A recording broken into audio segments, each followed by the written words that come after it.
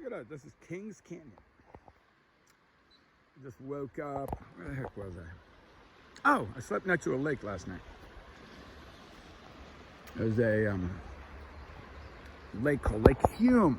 It's like a camp. I don't know. It's like developed. It's part of the national forest, so it's kind of okay to sleep there. I mean, national park just supposed to have pests. But anyway, so Kings Canyon. Can't really tell from here, but it's over 1,000 feet deeper than the Grand Canyon. Now, the Grand Canyon is more dramatic. Yeah, it just is. Like here, you can't quite tell how high that mountain is. Probably about 10,000 feet. Because, I don't know, there's trees around you and stuff like that. But anyway, the place is gorgeous. It was flipping cold last night. I think I'm going to swim right there. Your day starts. You wake up when you, like, hit the water. Now, this is remote, right? This is like the flipping end of the road, right? I've hiked out of here. I was going to hike in last night, but there was a nice guy at the, like, in the little village. He was like, dude, just post up next to the lake, and nobody's going to notice if you're gone in the morning. And, oh, there's a nice spot to swim. Maybe I'll swim there. Anyway, and that was kind of convenient because the other night I went to sleep. Look at this bird, duck. I went to sleep and I was getting weird. I was getting vibey, right? What's that noise? I never do. I don't know why. Then I woke up having a dream that the floorboards that I had built in some sort of structure were all rotting, and then I sunk to the bottom of the water and I could not come up. So it made me think, oh no, maybe my entire foundation of life is bad and I'm sinking. Anyway, yeah, so I think I'm going to kick it here in the morning a little bit. My motorcycle seems to be working fine. I'm happy about that. Stressing me out, right? Chain was slipping, which wears down the teeth of the back sprocket, and I had no tools because I kind of left in a hurry, not planning. But I finally sorted that out. Met a grumpy old guy living in the forest. He gave me a couple tools, and I tightened the chain up. But that was on, what, Saturday night? So Sunday, the motorcycle shop's closed. Monday, the motorcycle shop's closed. But at least I got tools. I stopped in some little town, bought a vice grips and 8mm wrench so I can adjust that chain. Because, you know, being stuck at the side of the road sucks. It's one thing being stuck. I've been stuck, strange places.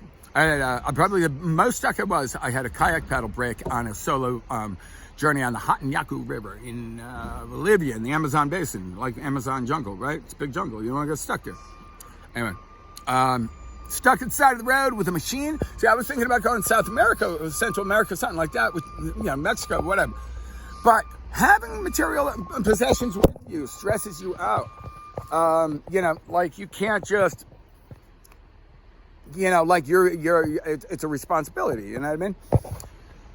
In the States, it's a little bit easier. I don't want to, off my motorcycle in El Salvador, but, so today, I don't know what I'm going to do. It's been really interesting, like a true adventure. Like not knowing where you're going to sleep. Like last night was the awkward hour, right? And it was really nice that this guy was like, dude, go ahead, you're good here. He owned the store, and that helped, right? There's a little market. Not much back here. Not much, bring your food and water and everything. I got a water filter. But beef jerky and Snicker bars. Yeah, that was a good breakfast. Anyway, it's kind of interesting. So at night, I'm often riding. I don't know, whatever. Been riding kind of all day. And, as it starts to get late, you start thinking, where am I going to sleep?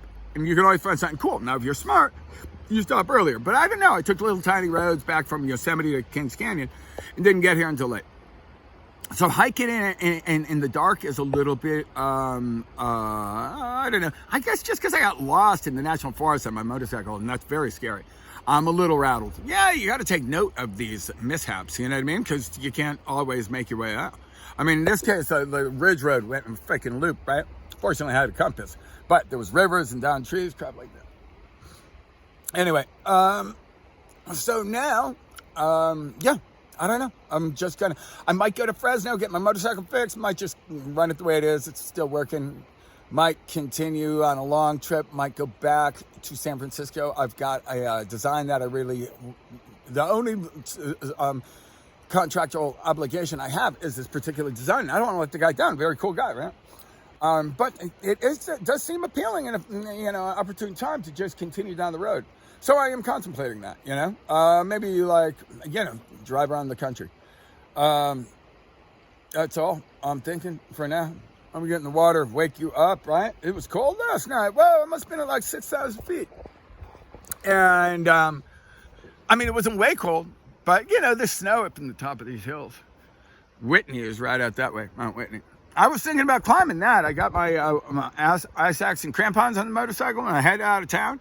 And there's not a lot of room on a motorcycle, so I got ready to go. I'm packed up, and I'm kind of last minute, so I'm not feeling 100% confident. And the battery is weak. Starts the engine, but I'm like, you know what? Screw that. I've done that before. Just like stressing whether or not your machine's gonna start, especially in the backcountry, not good. So I stopped and got a battery left the next day, and I took the ice axe and crampons off. I'm glad I did, because anything extra when you've got limited space, like I haven't used my mess kit lately. You're on the road. Now, it does occur to me if I had coffee or tea right now, it'd be really nice. I've got a little tiny stove and a great mess kit, right? But that's a lot of space. Anyway, those are my deep thoughts for the morning. It's a real adventure, legit adventure. Straight up. Don't know where you're going. Don't know, like straight up just going and exploring. And wow, it's pretty fun. It's interesting, the little tiny windy roads are quite interesting. You go through like little quaint places, little farms and horses and stuff like that. And then, but then these 2-lane roads, which go faster, are also nice, because sometimes you just sit back, lean, I got my sleeping bag behind me. I got like cruiser pegs. I don't know what the heck you call it, right? Put your feet up. Other times when you're going through the forest, especially in the morning, you stand on the back foot peg so you can stand up really high. And I lean on top of all my stuff on top of the gas tank. So you kind of feel like you're flying, and you can see the animals really well. I like that.